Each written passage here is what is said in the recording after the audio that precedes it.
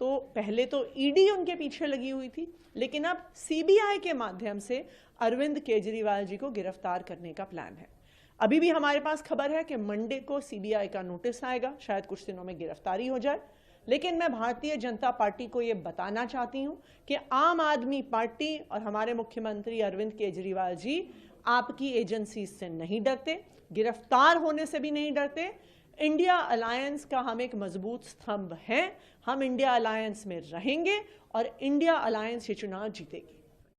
देखिए, शुरू से आम आदमी पार्टी इंडिया गठबंधन का एक महत्वपूर्ण स्तंभ रहा है।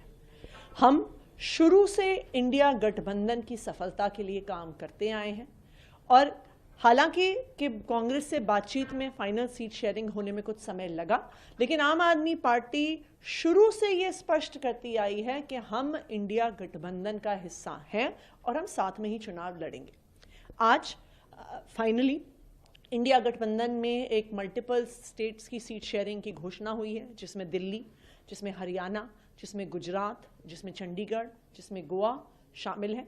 और मुझे खुशी है इस बात की कि इंडिया गठबंधन इन सारे राज्यों में मजबूती से चुनाव लड़ेगा। थोड़ा जनता जानना चाहेगी कितना मुश्किल और कितना आसान रहा इन गुत्थी को सुलझाना आप लोगों के लिए, जो कि कई दौर की बैठक हुई, इसमें आप भी शामिल रही, खास करके भरूच का सीट जिसको लेकर कांग्रेस भी काफी इमोशनल थी, आखिरकार आपकी झोली में आई। देखिए, मुझे लगता है कि चाहे कांग्रेस पार्टी हो चाहे आम आदमी पार्टी हो, हमने देश हित को आगे रखा है, पार्टी हित के बारे में नहीं सोचा है। और देश हित को आगे रखते हुए दोनों ही पार्टियां, चाहे कांग्रेस पार्टी हो चाहे आम आदमी पार्टी हो, इस बात के प्रति प्रतिबद्ध थी कि इस अलायंस को हम सफल करवाएंगे।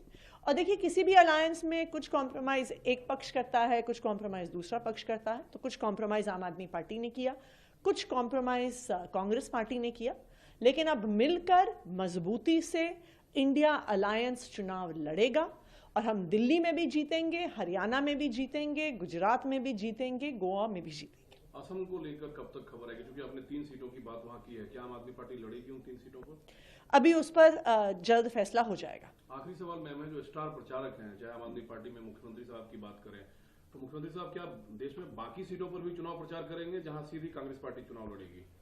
देखिए, अभी एक कोऑर्डिनेशन कमेटी हम बनाएंगे जिसमें हर स्टेट के लिए कोऑर्डिनेशन कैसे होगा, कैंपेन कैसे होगा, उसकी बातचीत करके पर हम तय करेंगे। लेकिन पूरा गठबंधन मजबूती से मिलकर चुनाव लड़ेगा, इस देश को बचाने के लिए चुनाव लड़ेगा, इस देश के संविधान को बचाने के लिए चुनाव लड़ेगा। जो बात आप लोग कह रही थी कि गठबंधन को लेकर भाजपा असहज है, लिहाजा दिल्ली के सीएम की गिरफ्तारी हो सकती है, क्या अब भी आप लोगों को ऐसा अंदेशा है?